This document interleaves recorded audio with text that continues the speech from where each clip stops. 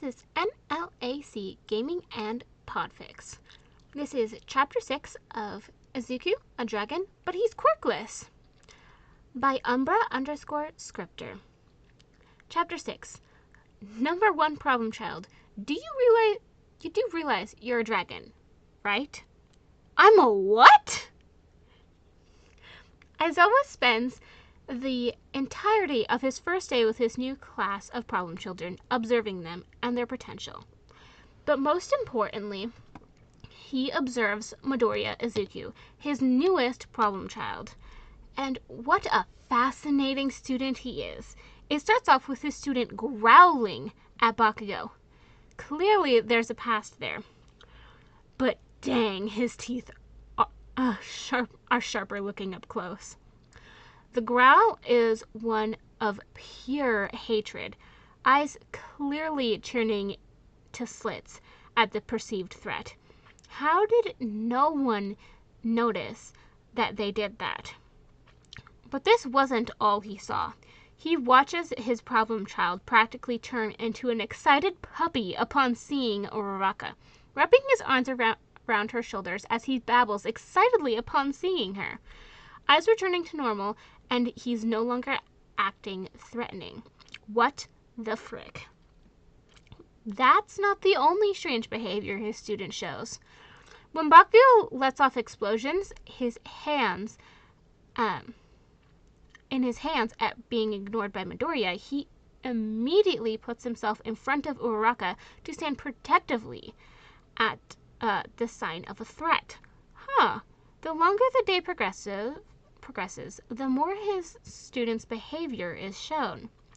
Him pouncing on Mineta like he was prey when he tried to take a peek at the female students. Aizawa will definitely be doing something about that walking grape. How that boy even got into the hero course, he has no idea. The most dang evidence that Aizawa notices is when his problem child's shirt rides up and he sees scales across the exposed skin of his back. Sitting in the teacher's lounge during the lunch break, Aizawa logs onto his laptop and proceeds to research what the frick his student is, since it's clear that Midoriya isn't aware. After endless scrolling, the erasure hero finally comes across his answer: a dragon. Holy frick. How to spot a dragon and what are their traits? Number 1. Dragons are extremely territorial over their den, especially adolescent ones. They will hiss and growl at anyone entering their den. Number 2. Dragons are hoarders. They are extremely protective of what they consider as theirs, and will attack any threat they pose as a threat to their hoard.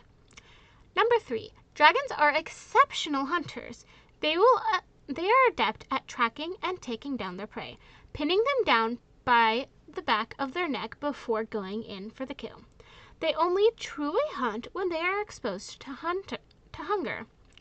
4. Adolescent dragons will first grow scales on their back and chest. These will spread to spots around their neck and face sparsely for protection.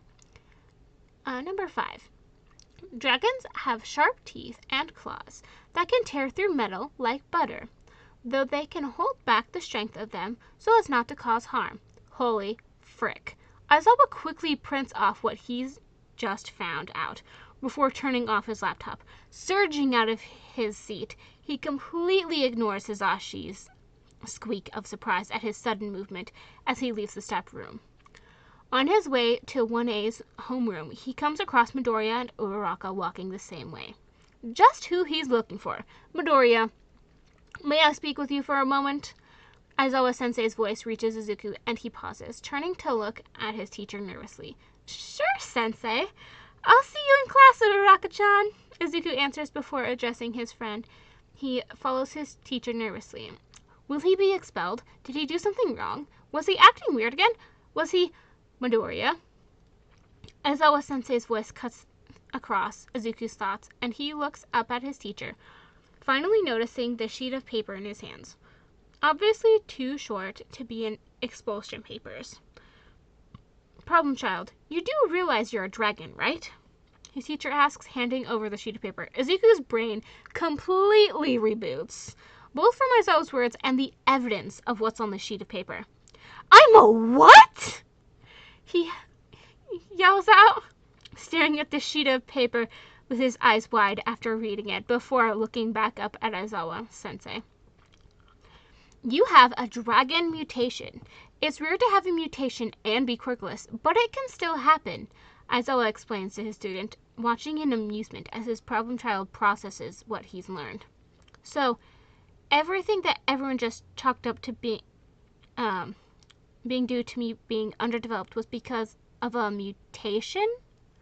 Izuku asks softly, a sad smile appearing across his features. It quickly changes to one of excitement at the realization that he has so much more research to do about dragons to figure himself out more. Thank you for telling me, Sensei! He bows to Aizawa before waving as he turns on his heels and skips away, mumbling to himself. Aizawa just ducks his face into his capture weapon to hide his fond smile at his problem child, his little dragon. And that is the end of Chapter 6.